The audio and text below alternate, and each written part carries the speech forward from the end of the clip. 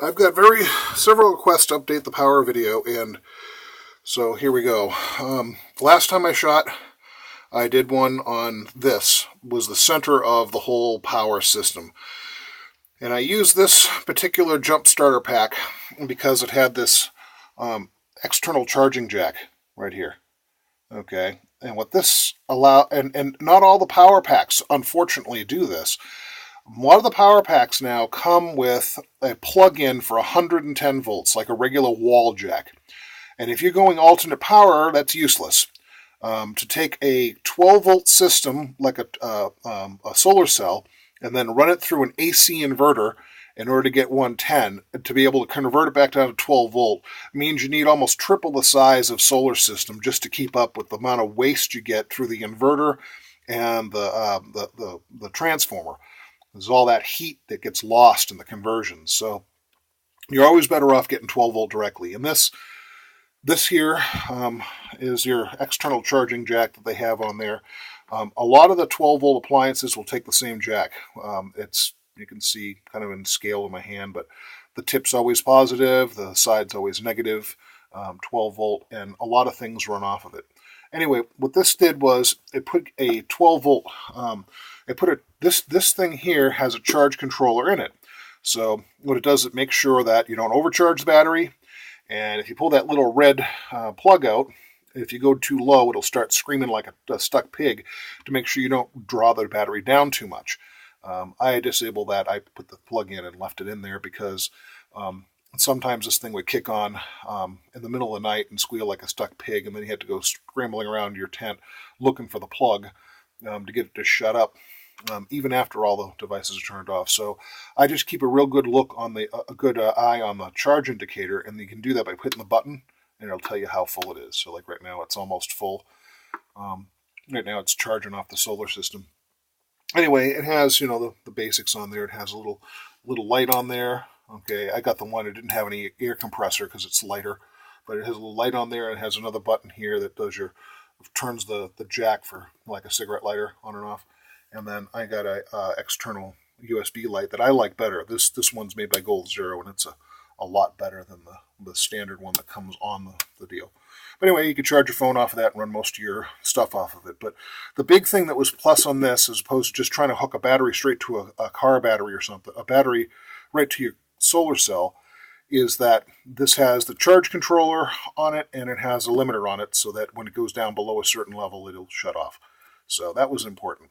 And it was light. I could grab it by the handle, chuck it in the back of my motorcycle. I had a little tiny 15-watt panel. I could stick that on the motorcycle trailer that I pull behind the bike, or I could go and mount it on the luggage rack behind the seat, and it would work just fine. And I could even charge a small netbook or what off of it. But now I'm in a place where I've put up some walls, and I'm inside a wood enclosure instead of a nylon enclosure, so I can do a little bit bigger. So I went to car batteries, and I'm still working on this system. I'm still working on the cabin, actually, because it got cold, and I got condensation on my walls living in here, so I can't insulate yet, and sheet and all that stuff. So I'm still waiting on all that. But anyway, so you got your car batteries now, and I got a charge controller. And of course, I'll put links to all this stuff in the descriptions when I get around to posting this up. But so what you have here is you got 3 sets of wires going in there. Okay, the first one goes to the solar panel. The second one goes to your batteries. And the third set goes to where your load is, like your lights and the stuff that actually draws juice. So what you got is up here, you have there's an indicator for your power. And this tells the actual power in the batteries right now, okay? Unfortunately, this is deceiving somewhat because in the daytime, when the power's going to it, it'll read higher. And then, of course, once the power shuts off, it may drop down if the battery isn't fully charged. But you can tell at night actually how much charge you get on it and when it's getting close to kicking off. When it gets down about a little beyond halfway, this load light will shut off and all the power goes off. Okay, also to keep you from drawing down your battery too much. And these lights will change color. So this is topped off, and then it starts going towards red, almost like the charge control light, or when it starts getting lower. So it goes through cycles of green and then red, and then green, then red, then green, then red. So, of course, this one here, the charge, the red one's always red, but that's the thing from that just telling me that the solar cells are working. So that's that there, okay? And I run that all into Romex, and most people would say, gee, why is that so big? It seems overkill. It's only 12 volts, but it actually works opposite how you'd think. When you're running with electricity, the way it works on wire is not rated on voltage, it's rated on amperage. Okay, so what happens is volts times amps equals watts, right? So if you do some basic algebra, it's actually not hard because regular wall voltage is 120 volts and 12 volts is 1/10 of that, so everything's times 10. So basically, what you got is 10 wire that needs to be 10 times larger because you're running 12 volts than 110 in order to be efficient and not get hot wire, and actually get the juice where it's supposed to go and be efficient. So generally, if you just wire everything up like you would a house, it works out fairly decently because most of the 12-volt stuff also draws less watts. Like right now, I need to get my lights all here hooked up, but when I get this thing paneled, it'll look nicer. But I use a lot of LED strip lights and LED lights. And like this strip lights, which lights the whole cabin up with about the equivalent of running a 60-watt bulb, actually draws about 2 watts. So I'm using less wattage, but I still need bigger wire. So that's the long and short of that.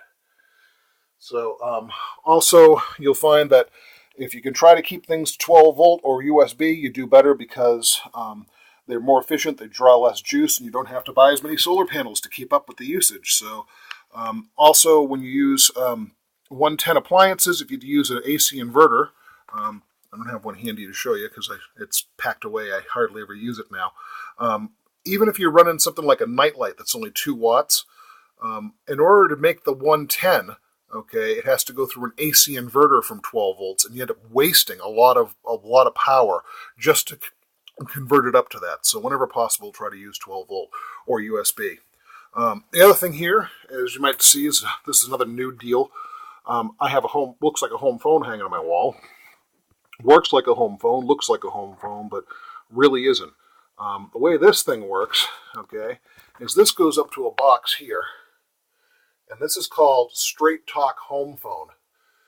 Not to be confused with regular Straight Talk, which most people do, but it's called Straight Talk Home Phone, and the website's straighttalkhomephone.com.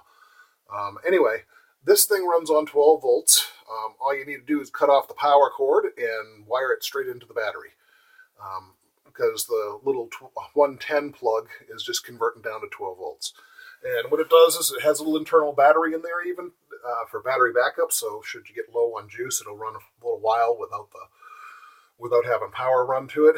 But this thing goes to the cell phone towers off that antenna and then converts it into a regular wired phone like that. And you pick it up and make phone calls, and it works great. $15 a month, unlimited, everywhere in the country. So I like it because I get guys up here, with drug and alcohol problems that sometimes aren't firing on all cylinders. And I found myself regularly with a regular cell phone having to explain how to dial a phone number and how to hang up. And every time someone needs to use a phone, I end up having to go through this explanation of how to operate a phone. So this, I don't have to explain. They pick it up, dial the number, and then hang it up when they're done. It's fairly obvious. And when the weather warms up here, I'm going to dig a little trench out back my house, and I'm probably going to hang out one of these on a tree somewhere, so they don't have to come in and bug me to use the phone. And voila, there'll be a tree phone or phone hanging on a tree in the woods they can make a phone call on and talk as long as they want because it's unlimited. So anyway, all this is running off the power cells, and I'm going to show you those here in a sec. Get outside. I haven't been cleaning much lately because it's been cold and miserable and haven't really been spending much time outside. And I still haven't got my front door yet, but hey, I do have double pane windows, okay, on my cabin, but I've got a piece of tarp flap over my front door. So it still keeps it warm, though, for the most part. Oh, I might as well show you this. Also down there by my wiring, you might notice that I have these pipes here. Okay, these are going into the floor, concrete slab. So I can run hot water from a solar hot water cell into the floor, into the concrete, and warm the whole cabin up for free. No monthly bills. I like that. All right, so let's look at the panels.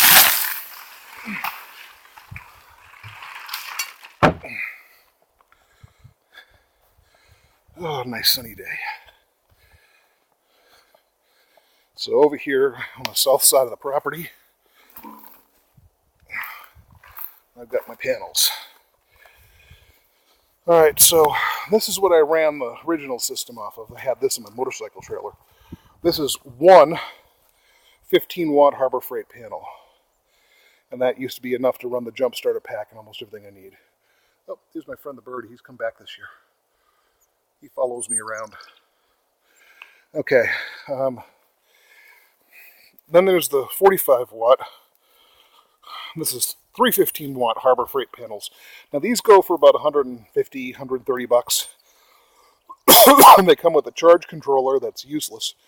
That usually blows up within a week. Has all kinds of lights and buzzers and plug-ins and 20 different voltages it does and all kinds of craziness, but it never works. But the solar cells are fairly decent.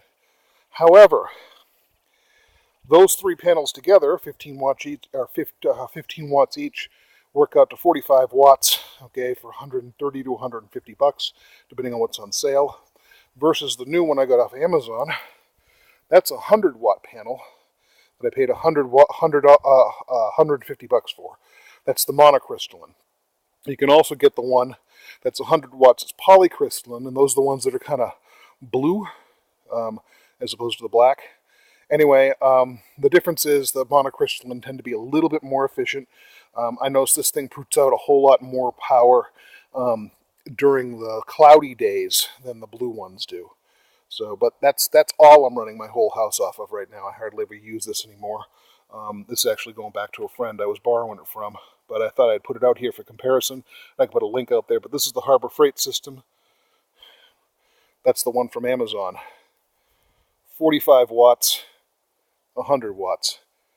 And, you know, the 100-watt panel is actually, I think, a little bit smaller altogether than that is. So, anyway, if you have limited roof space and you're going to mount them on your roof, that's the way to go. Eventually I'm going to set some poles in the ground and put these on stands, but right now, there you go. It's been cold and miserable, and I've been mostly sitting inside and reading and killing my days that way. So that's the basic update of what my solar panel system and whatnot works out to be. These are really good. I'm really happy with the whole setup. They do a really good job at it. I'm amazed at how much this thing puts out on a cloudy day. On this 100-watt panel, I'm getting a good 60, 65 watts on a cloudy day, and I think it's running more than rated capacity in full sun. I notice a lot of times that my incoming voltage can be as high as 20 volts, even with a load on it, so that's really pretty amazing. The charge controller, of course, knocks that back down to a manageable 14.5, which is what you do to charge. So another reason why charge controller is important when you're start using bigger cells. Anyway, I'll put links to the descriptions of where to get all this stuff. Anyway, until next time, God bless.